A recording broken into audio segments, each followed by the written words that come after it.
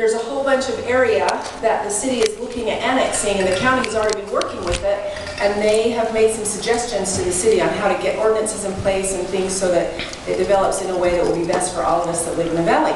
So we have been working out some details on this, and that's what the conversation is tonight, the MOU, and I guess we don't have the county planner here tonight, do we? So we have our city planner, Tony. Tony, do you know whether that was coming? I was thought today, didn't you? You know, I don't know. I don't think it's coming up. All right, so what we had talked about at our last meeting was the county would go back to their meeting and decide on the issues that they felt strongly about, and the city would go back to their meeting, and then tonight we would kind of flesh out the differences.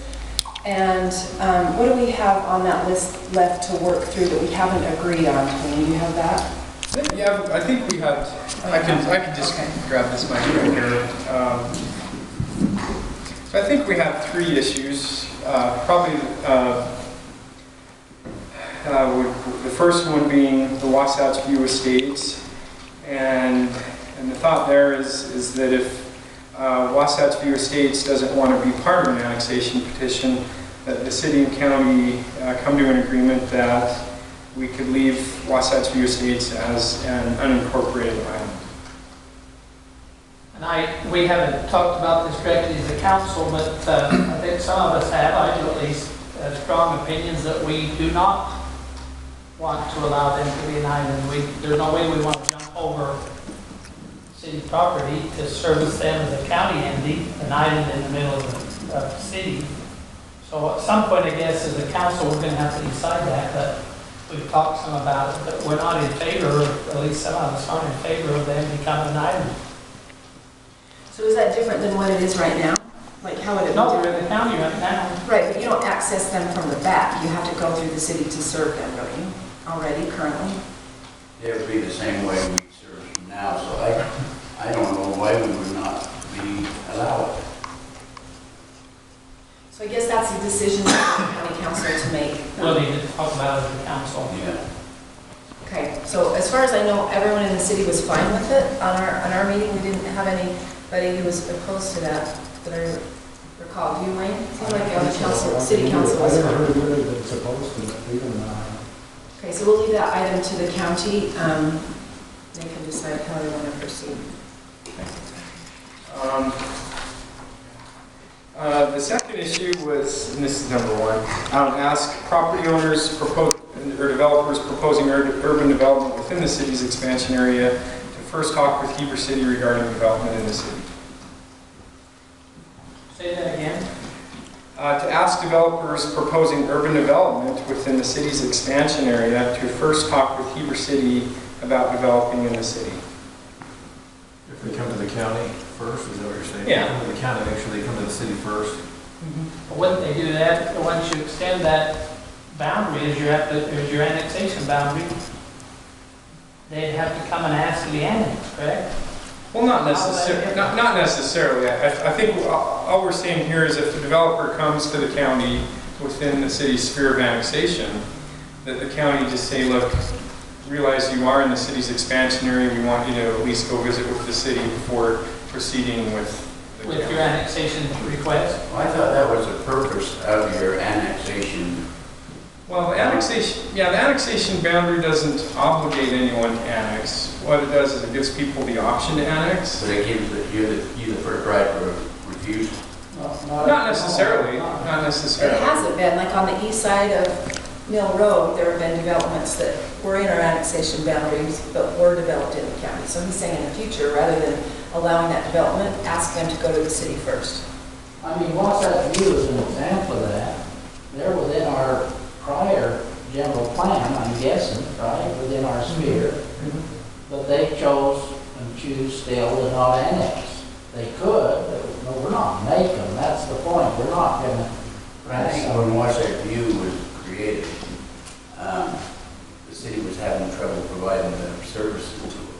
But we wouldn't have. And that's the reason Red went ahead and did it the way he did it. No, we wouldn't have a problem now, but they choose not to annex to it. Just like anyone else in our whole sphere choose not. I think what we're trying to say here, though, is not really about Wasatch View. This is really related more to the North Village, for example. So if we, as a city, received a petition to annex maybe half the North Village, Or one developer. I think what we're saying is it might make sense to just try to get all of it in the city and just to see if the county would be supportive of urging developers to try to annex some of their property rather than develop it in the county. So that we don't have city, county, so that we have one. In other words, yeah, if one particular developer, you'd end up with a city island in the middle of the county. And maybe we should define urban development, because I don't think Wasatch View acres is really urban development. I mean, Agreed. that's 5 acres a lot. That's not something that you would consider urban development. So that makes sense to be in the county to me. Agreed. So where those areas would be served by special service districts, if they want urban beyond water and sewer, is the only reason they would probably want to come in the city, right? Probably. Because those minor urban services are already provided by the special service district. So anyone out there who's already that's in the county that's ready to develop, the way I understand it is that the city's asking us to add to the MOU, that we tell them, hey, before you guys break ground or do anything, go talk to the city first and see if you would prefer to be in the city than develop in the county. That's the way I understood it. Is that correct, Duncan? Yeah, I'm not doing good at getting you to say your names. I'm Dan. Oh, that was Dan. She knows. Are you okay now? Okay. So, I'm getting there. Thanks. just clarification on that, Mike Peterson.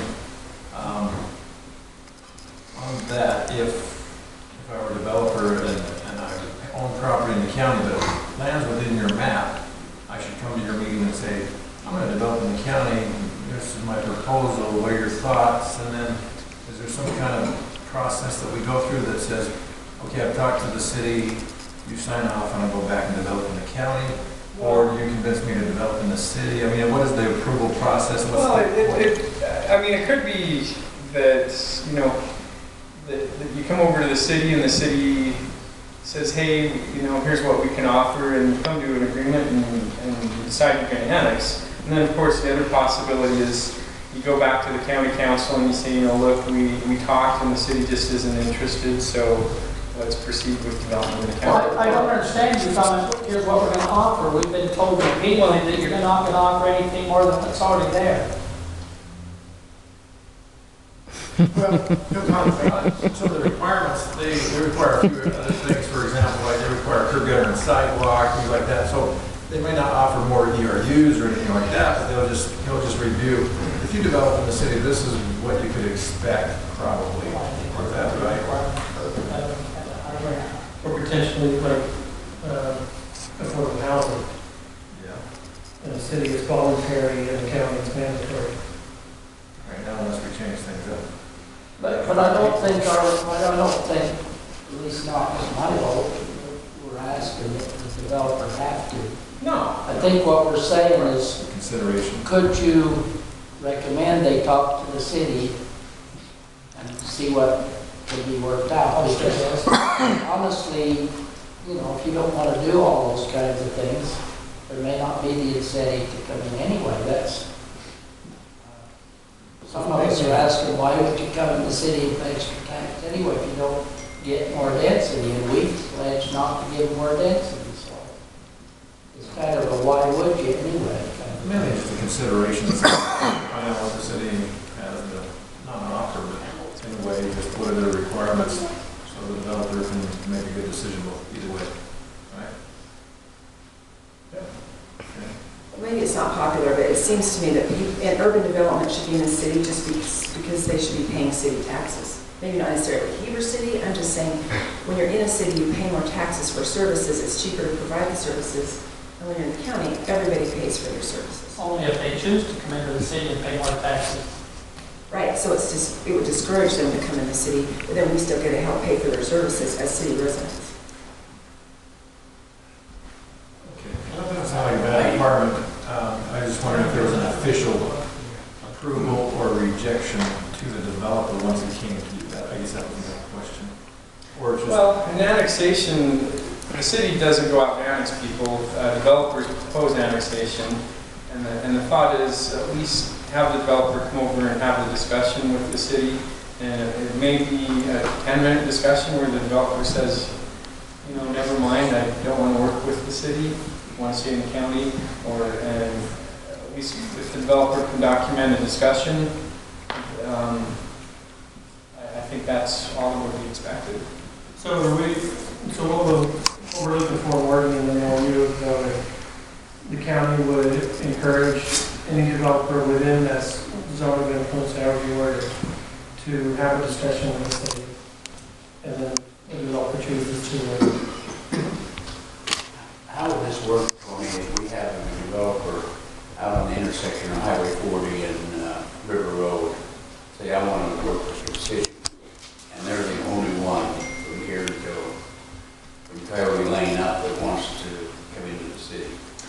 That discussion would probably be fairly fast. It would be, you're not contiguous. If you want to come in the city, you'll have to go get other property owners to come in with you. And the developer just might walk away and say, okay, never mind then. And the discussion's over. So it would you still hold fast to the contiguous? Oh, absolutely, yes. Well, Because let's I don't think the quality of the neighborhood we get it is that good if we let them pick and choose where they want to go. Speaking of the devil. But we did for pick and choose, the state law. They can pick and choose, but the whole area's got to come into the city. Or at least they're not, so they're That connected. could be different. Again, that's state law. It's up to them or us. In fact, with Wasatch View, you have to agree to have it not follow state law.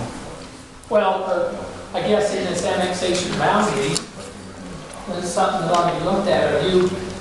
Are you considering annexing to the west side of Highway 40? Only that part that, at the intersection there. The reason I ask that question is we have a city or a town up in Jordanelle that went down the highway and picked up a development a half a mile away to give them the population they needed to incorporate. And that community, after they'd added them, backed up and says, no, we don't want to be in your town. It went to court and they won and forced them in. But they're not contiguous. There's a whole chunk between them. They use the highway as a continuous connection. So I guess the point, if you pick up Highway 40, and now the example Steve gives, now you can say they're contiguous because Coyote Lane and 40 goes clear out to their development. Well, It's already happened. Well, the state law is pretty specific about how annexations can occur. And you have to be contiguous. I think you're talking about like a cherry stem. That was an incorporation instead of an annexation. And I'm not so sure a cherry stem would even meet the requirements of the state code. I don't think it would meet the scrutiny of the county as being valid, and I don't think the city would want to do that either.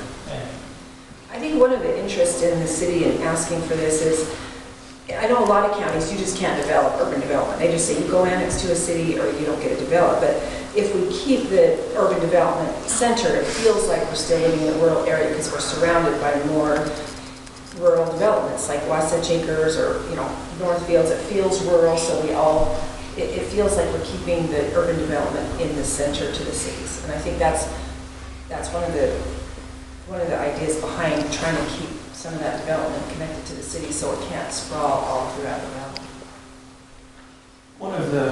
We got to go back to the intent of the MOU though. And one of, I think, our concerns, and probably the cities as well, is that if it is the case to where we ask the developer, hey, make sure you go talk to the city first. We don't want the developer to come to the city and talk to the city and come back to the county and say, well, they're going to give me X, Y, Z. Right. I agree. And that was kind of like, and that probably wasn't what we intended to take on what we can offer. Because the whole intent of the MOU was to stop developers from fighting the county and the city against each other.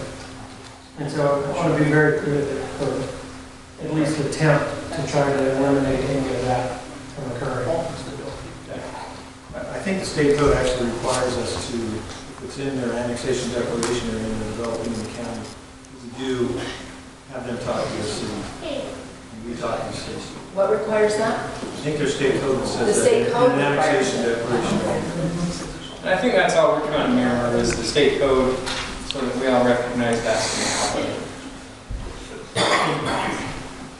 Is it something that we need, is it necessary for them? I mean, is it just gonna cloud things up, or you guys, do you wanna have it in there? In the state code, does it say they're required to try to annex to the city, or what, do you No, know? it just says you communicate with the city. Yeah. But are they required to? Required The to state communicate. code says you talk to them, let them know what's going on. It's not that they have, the intent is to have them annex it or anything like that. It's just you let them know what's going on. But the way Tony stated that, that almost doesn't change much. We're just saying that they go talk to the city. It's not a bad point. Give us a chance to give them more density, All the state code. which we've said we want. We kind of need a level playing field on affordable housing now. Yeah. Well, yeah. That's item 3. What's your, The third issue was that the city and county are committed to maintaining the North Fields as an agricultural area, and as such, zone changes, municipal annexation, and extension of urban services into the North Fields should be avoided. Avoided. Avoided. If it's there. Well, I think what we need to do is define the boundaries of the North Field. Right. Some people would like to have it go all the way to the dam. Well, that's where the central zone goes, clear to the dam, the central zone of the general plan. Talking about Jordan or Dairy? oh, No, different. I know. Well, So this, Oh, down that way. Generally, I thought you meant up that way. No, I agree. We got 2 dams. I'll Damn. throw out a banner just to see if we can get consensus. I didn't mean now. that dam. Coal River on the west, Highway 40 on the east. On the north, that would be River Road, and on the south, it would be the bypass. And Midway Lane. 600 south of that. no, that's central. He's still talking about defining North Field. that's problematic though, because remember the North Village creeps across Highway 40. With the exception of that property. Yeah, we have to exclude that. Yes. So we need to gerrymander this map. I think you need to go a little bit further south, Tony. Really? How far south would you go? 650 south. 650 south? Well, that's central, or we call it, okay, if we can maintain Yeah, that. because everything in the North Field is in the central planning. Yeah. Right, Tracy? Yes, you are right, sir. I know the general plan.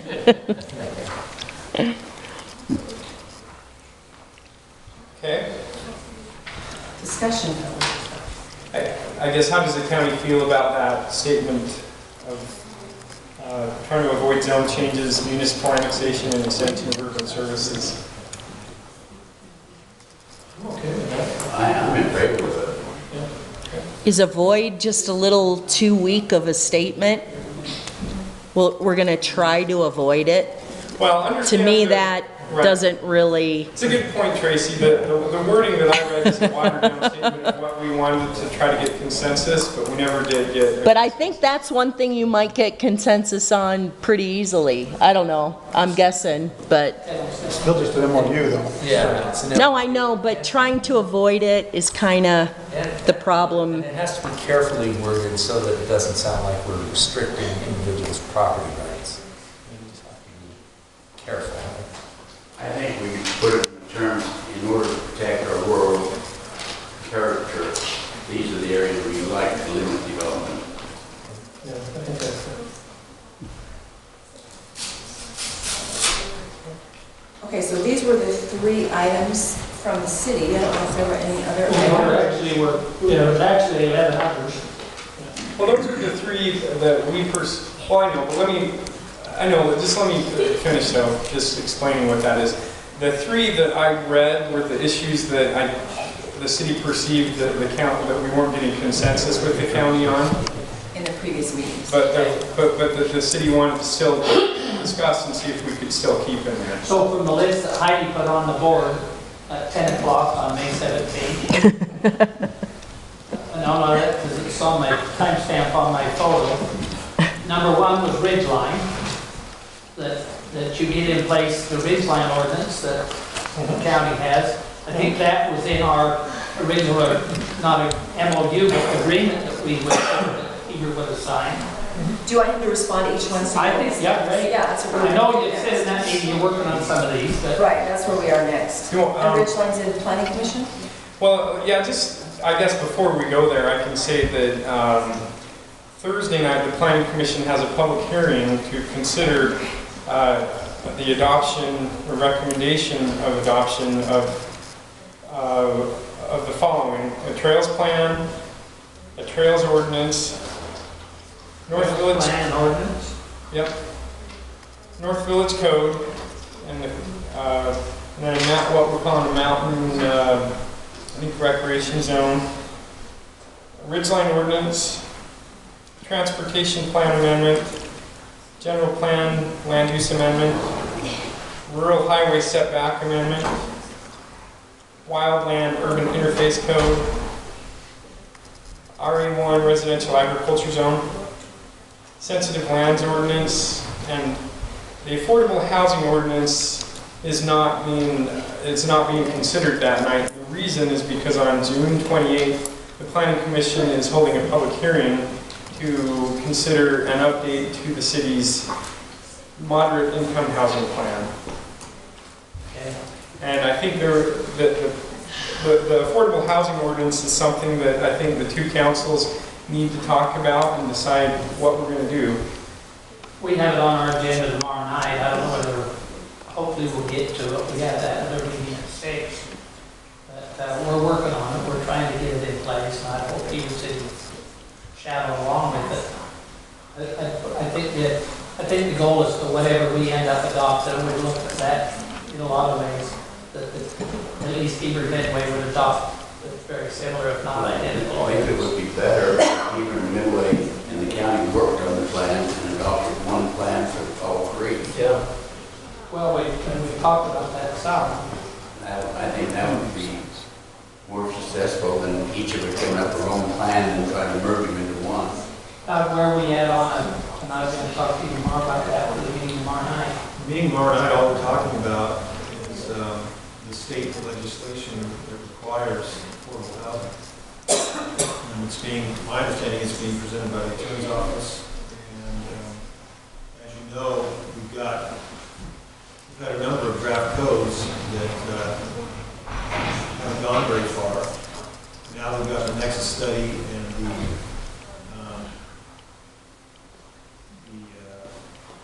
study that says that we do have a deficit of affordable housing. So we're ready to move forward. It's just a matter of what does the council want to do. So, as I remember our discussions on affordable housing, when you say we have a deficit, the county has a, in other words, even if we do affordable housing in the city, the county might still have a deficit, right? That study was done for the whole area.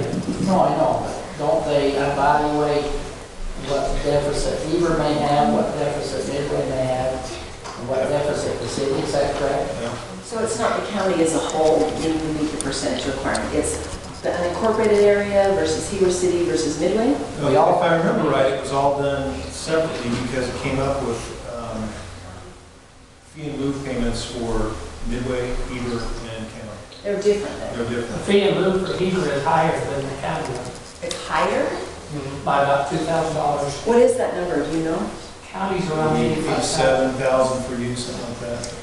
87,000 87,000 for for one. One year. Yeah. So that would be for every 10 units of development, the residential development. The developer is obligated to provide either an affordable housing unit or a fee and lieu, right? And so they can either build an affordable unit or pay that $87,000. So For basically, 10 houses. yeah. So they're So saying you're that raising the price of the house about $8,700. yeah. So for every Thousand. 10 every 10 87,000. residential It's for every 10. It's more, it can be more Yeah, than but- that. I mean, the point is, if a developer's doing 10 houses, one of them has to be affordable. Yeah. If he doesn't want to do that, he has to pay 87,000. Right, but Up it's to it. 87,000 for 10 houses. So if he decides to split it among the cost of these houses, they're each gonna pay 8,700 more per house. Yeah. Well, and the other part of what we're looking at, and correct me if I'm wrong, is the formula. And that's what the Nexus study hopefully will show us, is what is the impact? Maybe the impact for a 10-lot subdivision is not the same as the hotel out there. They're not going to require the same impact of workers and school teachers and police and everything as a bigger. And so we're working on a formula using the Nexus study to evaluate that as what's going to be the percentage, what's going to be the requirement for different types of developments. For commercial versus residential. Commercial versus residential. Obviously, the impact for a subdivision isn't the same as for a Well, hotel. a subdivision needs more teachers, a hotel needs more police or something, so it's. And maids. It's gonna be looked at Maids Your and, second homes may need way less. no more. They may not need teachers, but they may need more police or They're going to require the protection whether. probably more police because they've got more rentals and, Just trying to point out Spa the management. difference. property managers and cleaners and. I can say a word on this study because, you know, we talked about the 87,000. I can speak about, I think, so 87,000, we talked about that in our county council meeting and the Nexus study as well. Not the entire council did not agree on the 87,000 and we didn't agree on the study as well. There were some discrepancies in that study. You know, for example, did it take in the second home deal that we've got going on there? 50% of the homes are second homes and the value of those and the income of those people. And so there's some things we got to work through on that study. So we don't automatically just accept that $87,000 because we haven't agreed as a county council on that because of the discrepancies of the report. But we're probably going to talk about